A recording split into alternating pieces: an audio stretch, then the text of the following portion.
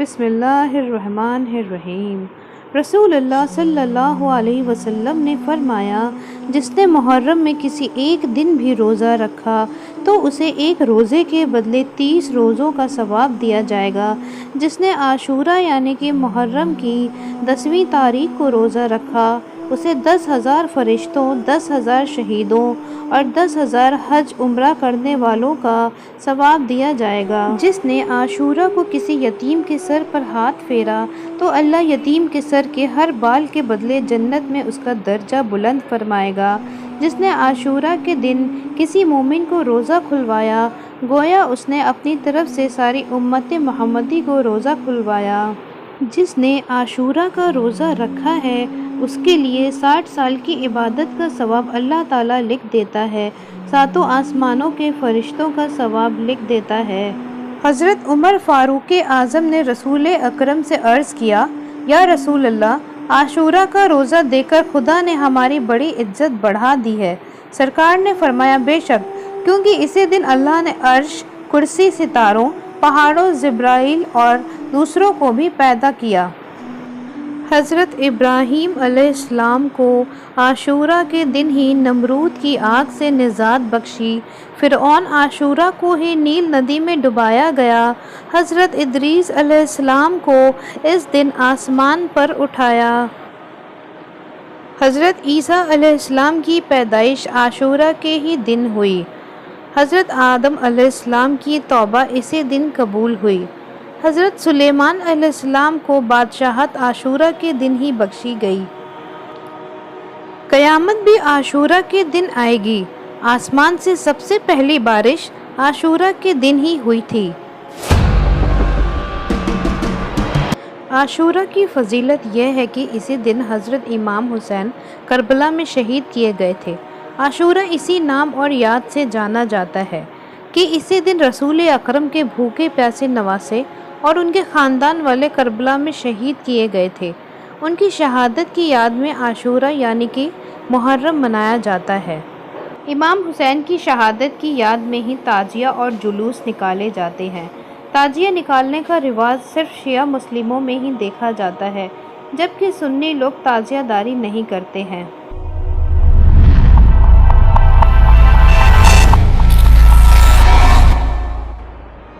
آج سے لگ بھگ 1400 سال پہلے تاریخ اسلام میں کربلا کی جنگ ہوئی تھی۔ یہ جنگ ظلم کے خلاف انصاف کے لیے لڑی گئی تھی۔ مدینہ منورہ سے کچھ دور شام میں معاویہ نامک بادشاہ کا دور تھا۔ معاویہ کے ختم ہو جانے کے بعد شاہی وارث کے روپ میں یزید، جس میں سبھی برائیاں تھیں،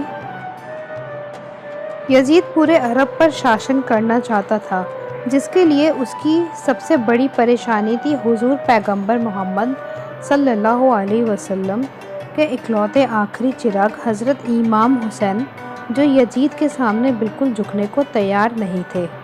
سن 61 ہجری سے یزید جیسے پاگل ہو گیا تھا اور عام لوگوں پر اتیاچار کرنا شروع کر دیا تھا۔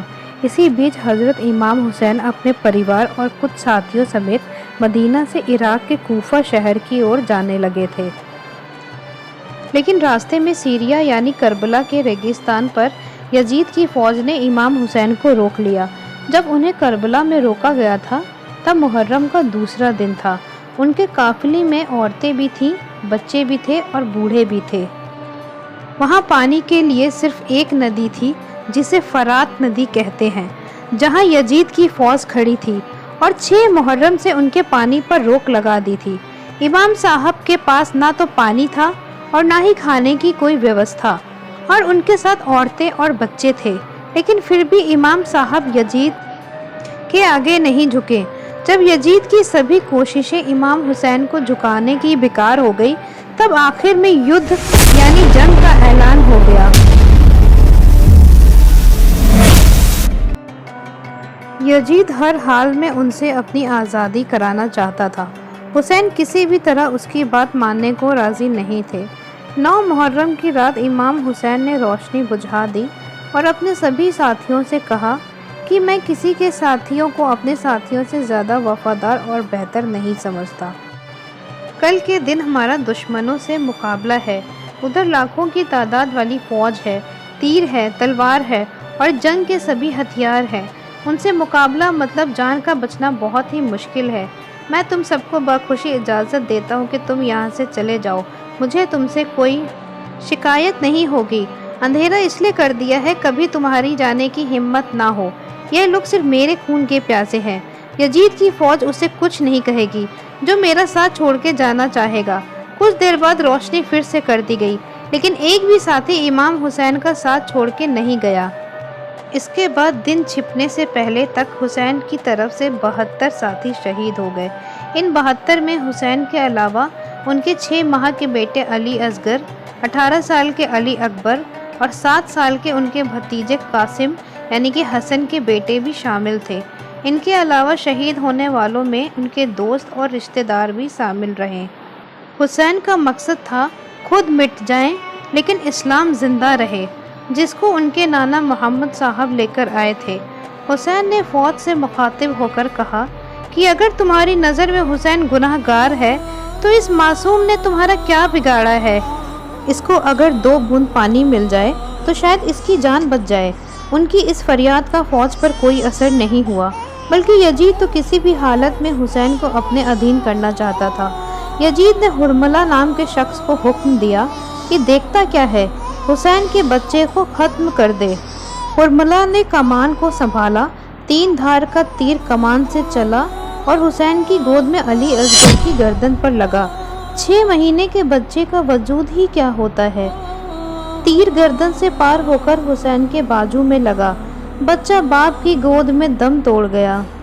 71 شہید ہو جانے کے بعد یزید نے شمر نام کے شخص سے حسین کی گردن کو بھی کٹوا دیا۔ بتایا جاتا ہے کہ جس خنجر سے امام حسین کے سر کو جسم سے جدا کیا وہ خنجر کند دھار کا تھا، اور یہ سب ان کی بہن زینب کے سامنے ہوا۔ جب شمر نے ان کی گردن پر خنجر چلایا تو حسین کا سر سجدے میں بتایا جاتا ہے، یعنی نماز کی حالت میں تھے۔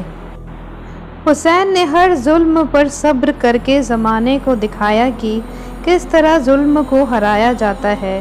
حسین کی موت کے بعد علی کی بیٹی زینب نے ہی باقی بچے لوگوں کو سنبھالا تھا، کیونکہ مردوں میں جو حسین کے بیٹے زین العابدین زندہ بچے تھے وہ بے حد بیمار تھے۔ یزید نے سبھی کو اپنا قیدی بنا کر جیل میں ڈلوا دیا تھا۔ یزید نے اپنی سطح کو قائم کرنے کے لیے حسین پر ظلم کیے۔ انہی کی یاد میں شیعہ مسلم محرم میں ماتم کرتے ہیں اور اشک بہاتے ہیں۔ امام حسین رضی اللہ تعالیٰ عنہ نے کہا تھا، ذلت کی زندگی سے عزت کی موت بہتر ہے۔